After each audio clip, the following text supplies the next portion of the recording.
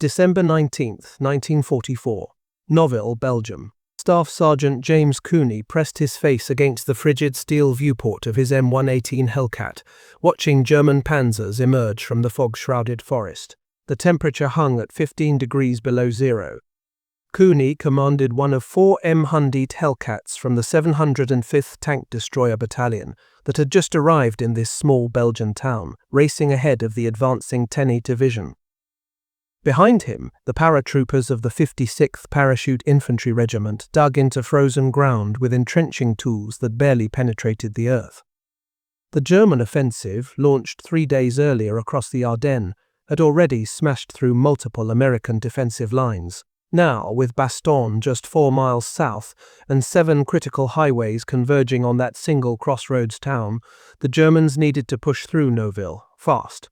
Its armor, at its thickest point on the frontal hull, measured exactly 13 millimeters, half an inch, thinner than the armor on an M8 armored car. A German 88mm shell could punch through that steel like paper. The crew knew it, everyone knew it. But what the M19 lacked in protection, it compensated for with something the Wehrmacht couldn't match: pure, devastating speed. The Battle of the Bulge had erupted 72 hours earlier, when 3 German armies, 29 divisions strong, slammed into the thinly defended American lines in the Ardennes forest.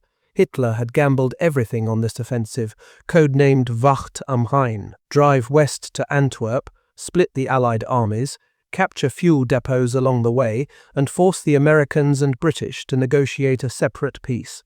It was Germany's last desperate throw of the dice. And for the first 3 days it worked. American units scattered before the German onslaught. Entire regiments surrendered. The fog and low clouds grounded Allied air superiority.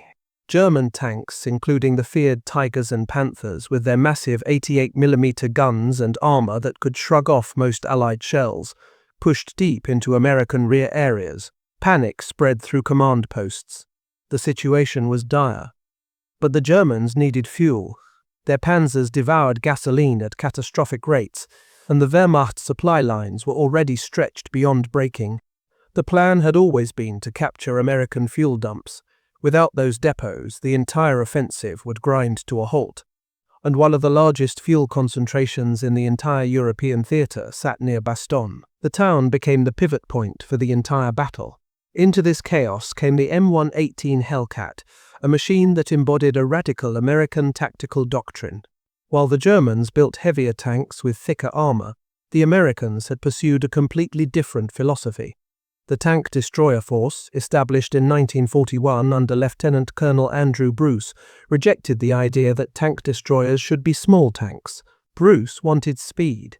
He envisioned tank destroyers as cruisers, not battleships, fast enough to race to threatened sectors, hit German armor from unexpected angles, and disappear before the enemy could respond. The concept emerged from observations of German blitzkrieg tactics in France during 1940. American military planners, watching the Wehrmacht's armored spearheads slice through Allied defenses, recognized that static anti-tank guns couldn't stop massed armor attacks. The Germans moved faster than defensive lines could adjust.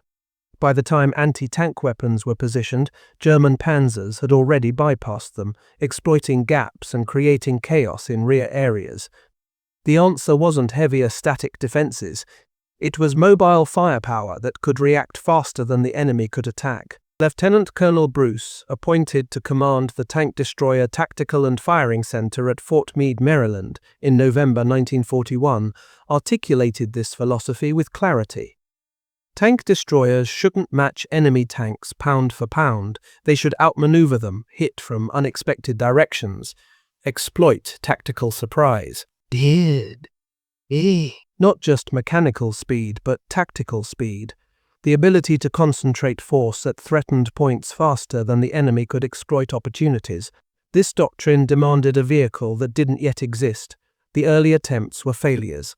The M6, essentially a 37mm anti-tank gun mounted on a modified truck, was hopelessly inadequate. Crews called it a death trap. The gun couldn't penetrate German armor. The truck chassis offered no protection. Combat evaluation in North Africa confirmed what everyone suspected. The M6 was obsolete before it reached production. The M10 Wolverine, introduced in 1942, represented a significant improvement. Built on the M4 Sherman chassis, it mounted a 3-inch gun capable of defeating most German tanks at combat ranges. The M10 was reliable, mechanically sound, and provided reasonable crew protection. But it was slow. Top speed barely exceeded 30 miles per hour. The vehicle weighed 29 tons. It couldn't execute the rapid maneuvers that tank destroyer doctrine required. Bruce recognized the M10 as a compromise, not a solution. The M18 Hellcat was the ultimate expression of Bruce's vision. Development had begun in late 1941, evolving through multiple prototypes. The T-42 with a 37mm gun, the T-49 with a 57mm, the T-67 with a 75mm. Each iteration pushed for more speed, less weight. The progression reflected learning. Each prototype revealed limitations. Each redesign addressed specific problems.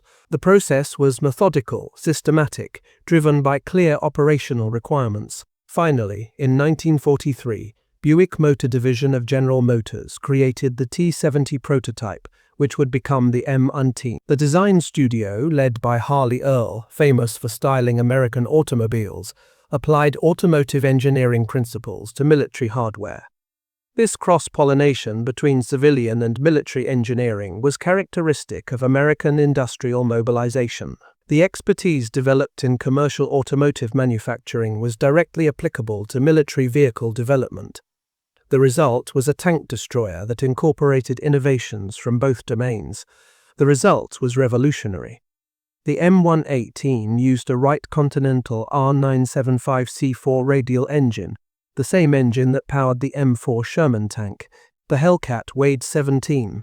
The power-to-weight ratio was extraordinary. The M118 could accelerate from 0 to 30 miles per hour in under 10 seconds. Top speed on roads exceeded 55 miles per hour. In 1944, no tracked combat vehicle in the world could match it. German tank crews reported that American tank destroyers appeared and disappeared before they could react. Some German commanders believed they faced vehicles with experimental turbine engines. They couldn't conceive that conventional propulsion could produce such performance. The engineering that enabled this performance was sophisticated. The Wright Continental radial engine, originally designed for aircraft applications, delivered 460 horsepower at 2,400 RPM. In automotive terms, this was substantial but not extraordinary. The breakthrough was in how that power was applied. The drivetrain was optimized for efficiency. Gear ratios were calculated to maximize acceleration and sustained high-speed operation. Friction losses were minimized through precision manufacturing and superior lubrication systems. Every component was designed to extract maximum performance from available power. The Torque-matic automatic transmission, another innovation, allowed rapid direction changes without the complicated gear shifting that slowed other vehicles. Traditional manual transmissions required the driver to coordinate clutch, throttle, and gear selection during shifts. Under combat stress, this coordination deteriorated. Drivers made errors, shifts were rough, acceleration was compromised. The automatic transmission eliminated an entire category of human error. The driver controlled only throttle and steering. The transmission handled gear selection automatically, optimizing engine performance across the entire speed range. This wasn't merely convenience. It was a fundamental reimagining of crew cognitive load during combat. In a tank battle, the driver must process multiple simultaneous inputs: enemy fire, terrain obstacles, commander's directions, vehicle orientation. Adding manual transmission operation to this cognitive burden increased error rates and slowed tactical responses. The automatic transmission freed cognitive resources for more critical tasks. The performance improvement was measurable in combat effectiveness. The torsion bar suspension, tested at the General Motors Milford Proving Ground, provided a stable firing platform even at high speed. Traditional leaf spring suspensions transmitted road shocks directly to the hull, degrading accuracy during movement.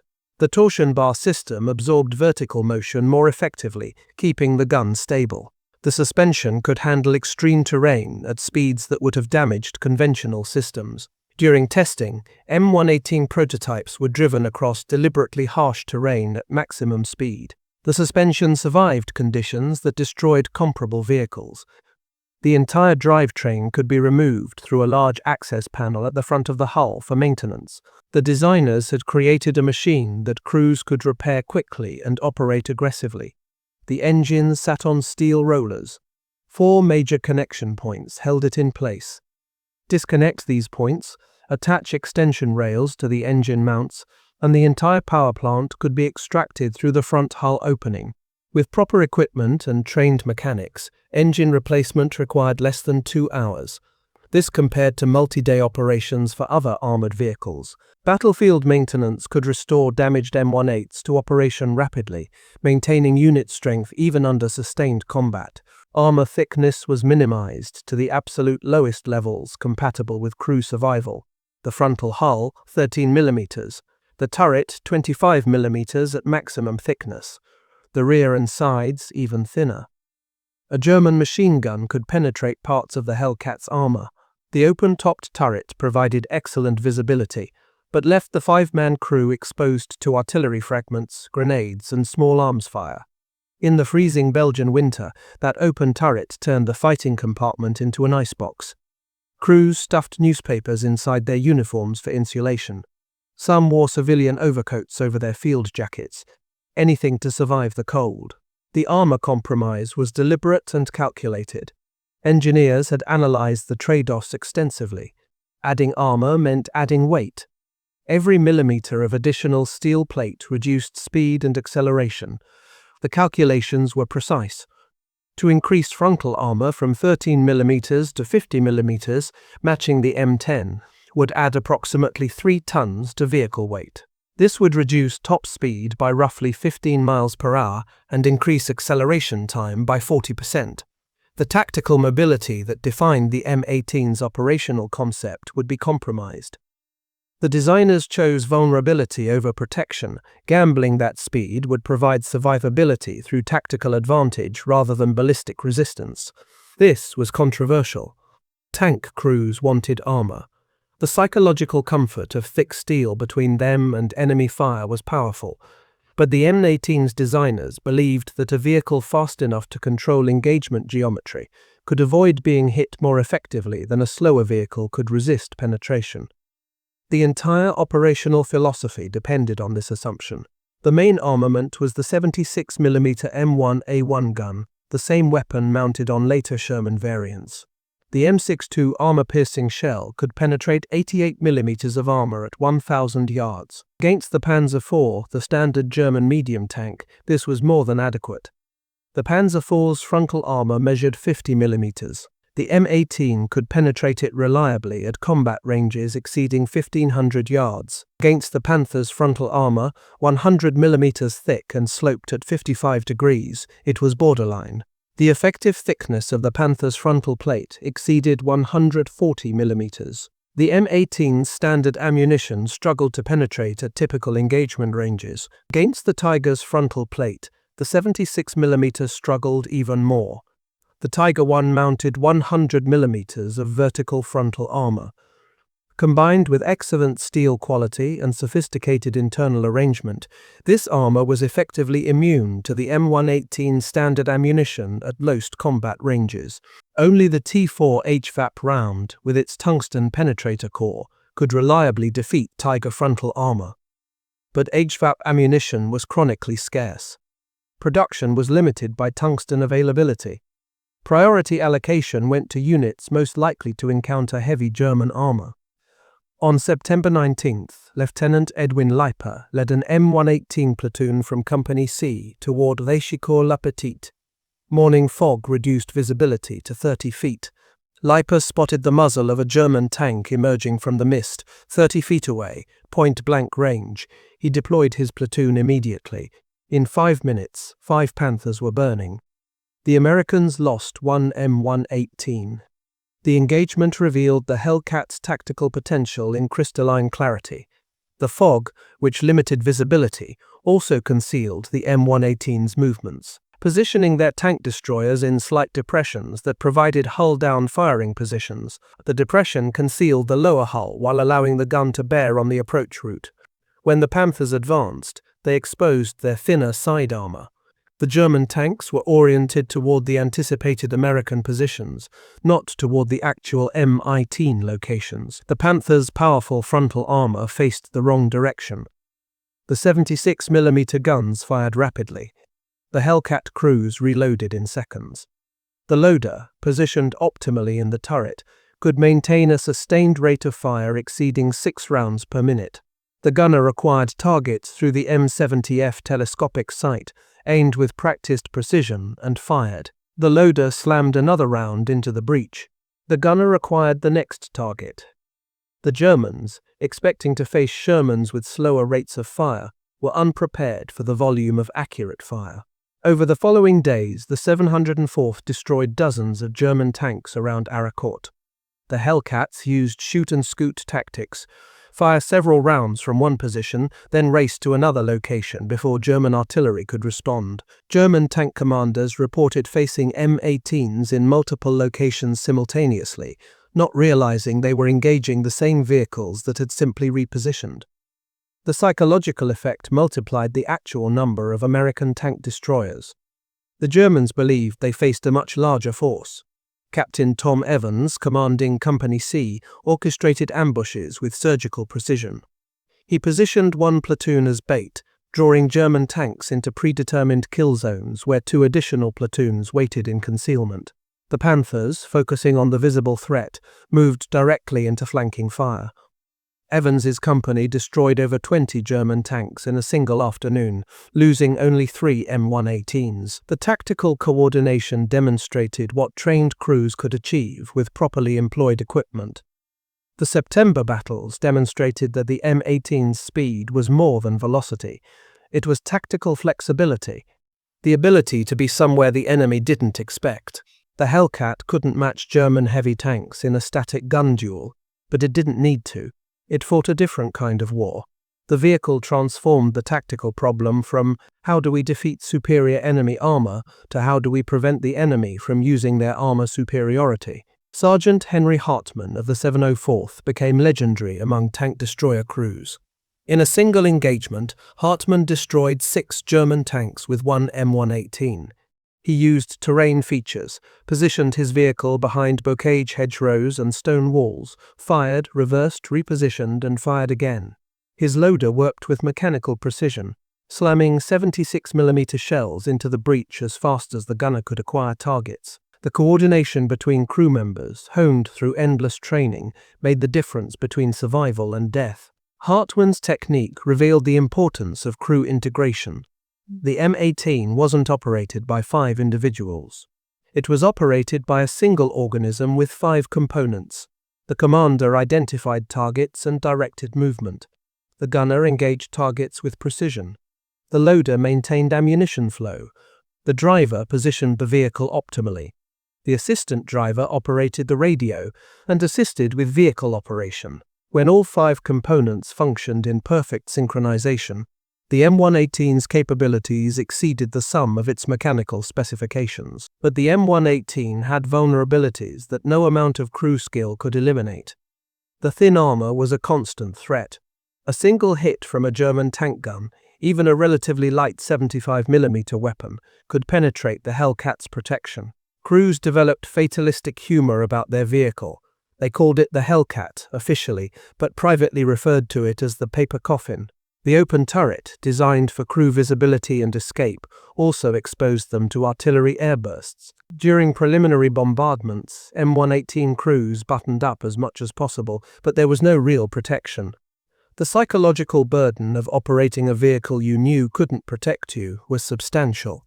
It required a particular kind of courage, or perhaps fatalism, to repeatedly enter combat in a machine designed to be hit less rather than resist hits better. But doctrine emphasized flanking shots, hit the sides and rear, where armor was thinner. The Panthers' side armor measured 40mm. The Tigers' side armor measured 80mm. Both were vulnerable to the M18's standard ammunition at combat ranges. Use speed to control engagement geometry. This tactical approach transformed the 76mm gun from marginally adequate to devastatingly effective. Production began in July 1943 at Buick's facilities in Flint, Michigan. A factory previously manufacturing automobiles had been converted to war production. Assembly lines that once built sedans now built tank destroyers. The workforce, including thousands of women who had entered industrial employment for the first time, produced the Hellcat at remarkable speed. By October 1944, when production ended, 2,057 M18s had rolled off the line. Each cost approximately $55,000, significantly less than the M10 tank destroyer it was designed to complement. Buick had never manufactured armored vehicles before 1942. The engineering expertise, manufacturing processes, and quality control systems required to produce combat vehicles were entirely different from automobile production. Yet within 18 months of receiving the contract, Buick was delivering M18s that met or exceeded all military specifications. The vehicles were mechanically reliable, combat effective, and manufactured to consistent standards. This rapid capability development reflected broader patterns in American industrial mobilization. The United States possessed enormous manufacturing capacity, skilled workforces, sophisticated engineering expertise, and management systems capable of scaling production rapidly. Converting this capacity from civilian to military production required coordination, capital investment, and technical adaptation. But the fundamental capabilities existed. American industry didn't need to develop new competencies. It needed to redirect existing competencies toward military applications. The same workers who had assembled automobile transmissions now assembled torque-matic units for tank destroyers. The same quality inspectors who had verified automotive component tolerances now verified military specifications. The same logistics systems that had distributed consumer vehicles now distributed combat vehicles to European battlefields. The organizational infrastructure, technical knowledge, and manufacturing expertise transferred directly. The first M18s reached Italy in spring 1944, where 5 T-70 prototypes were issued to the 894th Tank Destroyer Battalion for combat evaluation. The Italian terrain, mountainous and constricted, didn't favor high-speed maneuver. The Hellcat's speed advantage meant little on narrow mountain roads, where visibility was measured in yards. Crews liked the vehicle's mechanical reliability, but questioned the thin armor and the 76mm gun's effectiveness against German heavy tanks. The Italian combat evaluation revealed the M18's contextual performance characteristics. In ideal conditions, open terrain with good visibility and room to maneuver, the vehicle performed brilliantly. Crews could exploit speed advantages, execute flanking maneuvers, and engage targets from advantageous positions. But in restricted terrain, urban environments, or defensive situations, the performance advantages disappeared while the vulnerabilities remained. The thin armor that was acceptable during rapid maneuver became critical liability during static operations. In July 1944, M18 battalions began arriving in France after the Normandy invasion. The 603rd, 704th, and 705th Tank Destroyer Battalions, all equipped with Hellcats, were assigned to General George Patton's Third Army. Patton, an aggressive commander who valued speed and maneuver, appreciated what the M18 offered. The vehicle matched his tactical philosophy perfectly. Patton's operational approach emphasized rapid exploitation, deep penetration, and continuous offensive action. The M18's capabilities aligned precisely with these priorities. The Hellcat's defining moment came in September 1944 near Aracourt, a small French town east of Nancy. The 704th Tank Destroyer Battalion, attached to the 4th Armored Division, faced elements of the German 5th Panzer Army. The Germans launched a counter-offensive with the 1130th Panzer Brigade, equipped with Panther tanks, sloped frontal armor that could deflect most Allied shells. A 75mm high-velocity gun capable of destroying any Allied tank at combat ranges exceeding 2,000 yards, superior optics that provided better target acquisition, experienced crews trained in sophisticated tactical doctrine, Cooney's gunner acquired a target, a Panther, hull down behind a stone wall 600 yards away. The 76mm gun couldn't penetrate the Panther's frontal armor at that angle. Cooney ordered his driver to move right, flanking the position. The M18 accelerated, engine roaring, tracks throwing up frozen mud. They covered 200 yards in seconds. The gunner fired. The armor-piercing shell struck behind the turret ring, where the turret connected to the hull. The Panther erupted in flames, ammunition cooking off in a series of violent explosions that scattered debris across the snow. The engagement lasted throughout the day. The Germans pressed hard. They needed Noville to maintain their offensive schedule. The entire operation depended on rapid advance. Delays meant Allied reinforcements could arrive. Delays meant air support could resume when weather cleared. Delays meant failure. But the combination of paratroopers, Tank Destroyer tanks, and the 4 M18 created a defensive position that wouldn't break. The Hellcats were everywhere. German tank commanders reported engaging American tank destroyers on multiple flanks simultaneously. They didn't realize they were fighting the same 4 vehicles that repositioned constantly, creating the illusion of overwhelming anti-tank defense. By nightfall on December 20th, the 1st Battalion of the 56th Parachute Infantry Regiment, fighting alongside the M18 Hellcats, had destroyed at least 30 German tanks. Some accounts credit the tank destroyers with 24 kills, including several Tigers. The Americans inflicted between 500 and 1,000 casualties on the attacking German forces. It was a spoiling attack that bought critical time for the defense of Bastogne. The German advance stalled. The offensive schedule collapsed. The delay provided time for Allied reinforcements to strengthen defensive positions throughout the Bastogne perimeter. The cost was high. Tank Destroyer lost a quarter of its troops and was reduced to 4 operational medium tanks. The 1st Battalion, 506th PIR, suffered 212 casualties out of approximately 600 soldiers. But the Germans had been stopped. The offensive stalled. That night, American forces withdrew from Noville to strengthen the Bastogne perimeter, but they withdrew in good order, under control, denying the Germans the breakthrough they needed.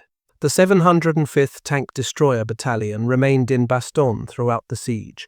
The battalion was formally attached to the 101st Airborne on December 20th. By December 24th, Christmas Eve, the M18s were distributed across the defensive perimeter. 1 platoon to the 501st Parachute Infantry, 2 platoons to the 56th, 2 to the 520. 1 platoon held in reserve in the town centre, ready to respond to breakthroughs anywhere on the perimeter. On December 25th, Christmas Day, 18 Panzer IV from the 15th Panzer Grenadier Division attacked the southern perimeter. M18s from the 705th engaged them at ranges exceeding 1,000 yards. The 76mm guns fired methodically. 27 German tanks were destroyed that day. The 705th lost 6 M18. The exchange ratio remained favorable despite defensive operations that negated many of the Hellcats' advantages. The crews had adapted their tactics, using the town's buildings for concealment, coordinating with infantry anti-tank teams, and maintaining ammunition reserves for sustained engagement.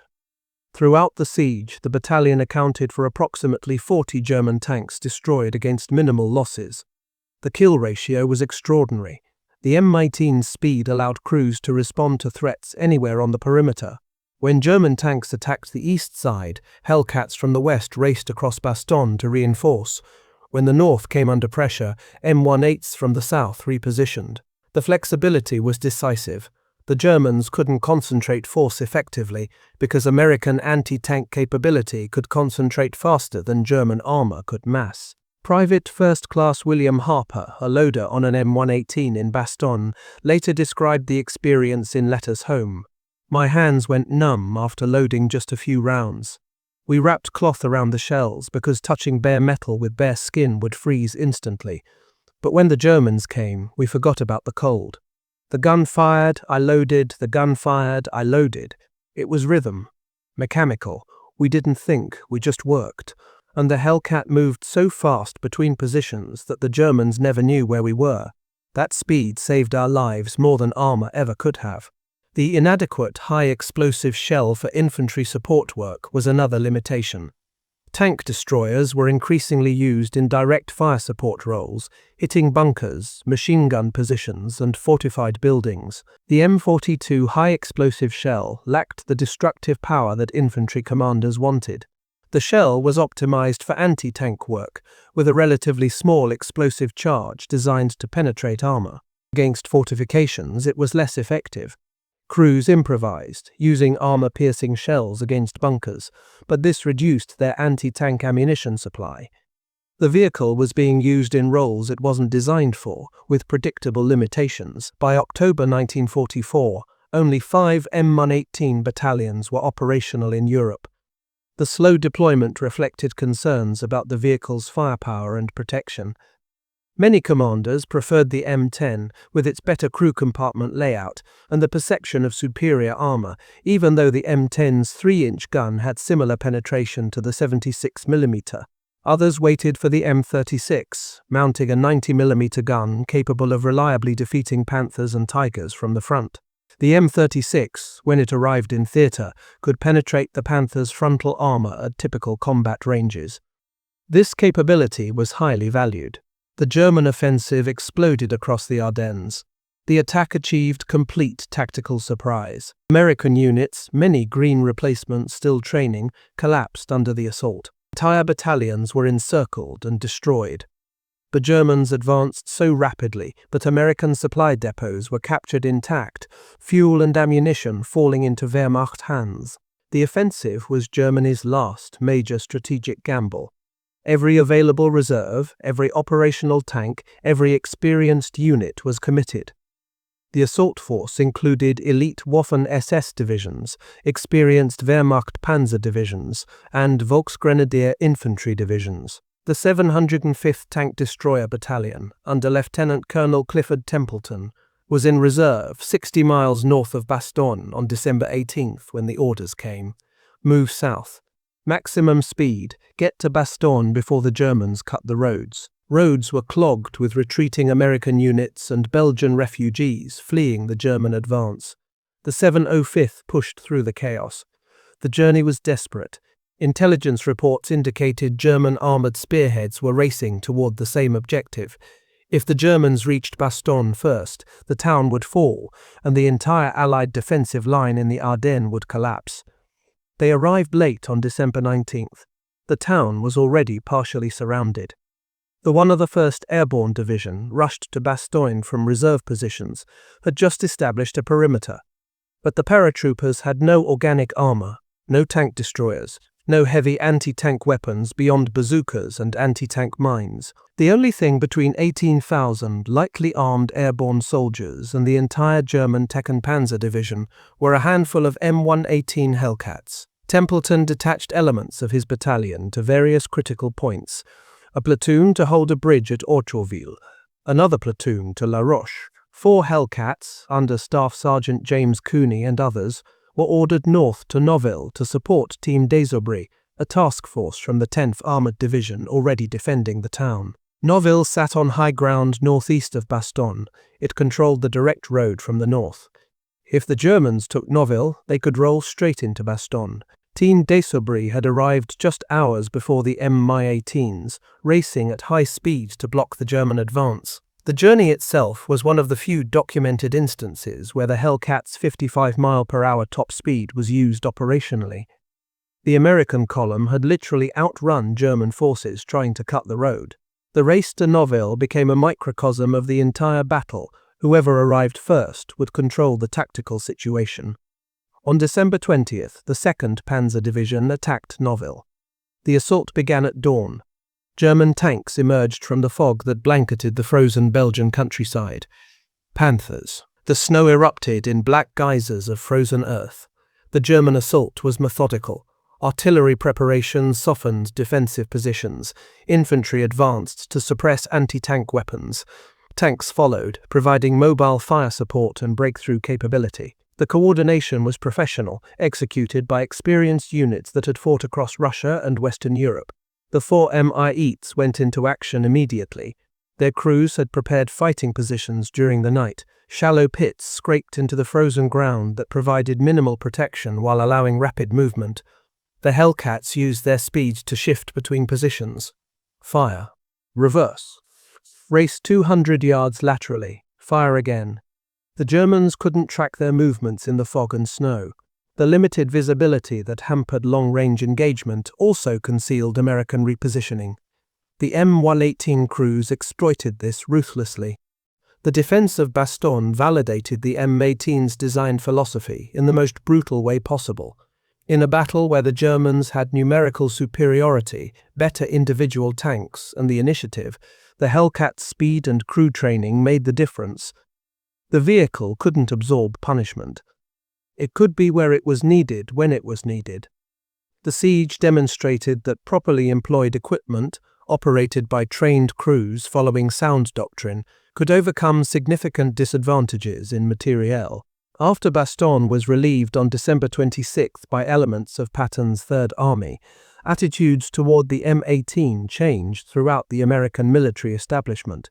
Commanders who had been skeptical now requested Hellcats. The towed Tank Destroyer Battalions, which had performed poorly during the Battle of the Bulge, unable to reposition quickly under fire, were re-equipped with Mi-8s when vehicles became available. The contrast between mobile and static anti-tank systems had been demonstrated conclusively. Towed guns couldn't survive on modern battlefields. They couldn't reposition under fire. They couldn't exploit tactical opportunities. They were relics of pre-mechanized warfare. The statistics told a comprehensive story. Across all theaters of operation, M118 Hellcats claimed 526 enemy vehicles destroyed, 498 in Europe, 417 in Italy, 11 in the Pacific. Against losses of approximately 216 M18s, the kill-to-loss ratio was 2.4 to 1. No other American tank or tank destroyer achieved a better ratio. The M10 Wolverine, widely deployed and generally well regarded, achieved approximately 1.8 to 1. The M4 Sherman tank, the backbone of American armored forces, was significantly lower at roughly 1.2 to 1.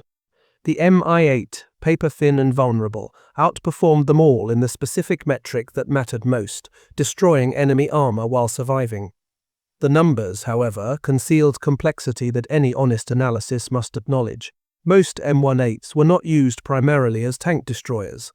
They were committed to direct fire infantry support, hitting bunkers and strongpoints, providing covering fire during advances, and suppressing enemy defensive positions. The tank versus tank engagements that justified the tank destroyer force's existence were relatively rare by late 1944.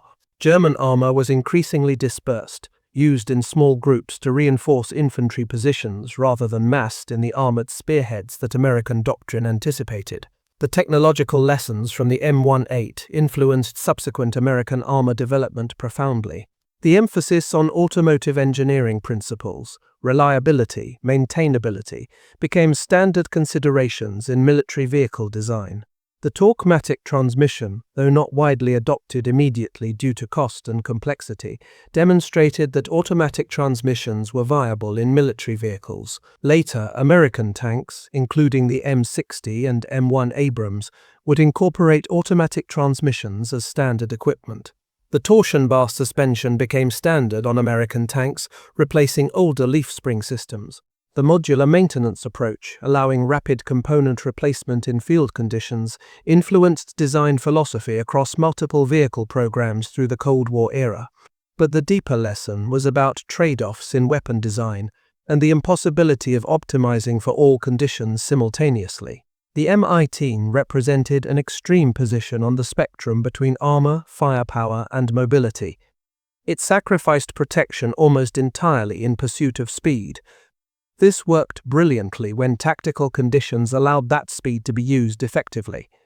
It failed when conditions forced static defense, urban combat, or operations in restricted terrain. The vehicle was highly capable within its design parameters and vulnerable outside them. No single vehicle could be optimized for all tactical situations. Design required choices. Choices created both capabilities and limitations. They knew their vehicle couldn't survive a direct hit from German tank guns.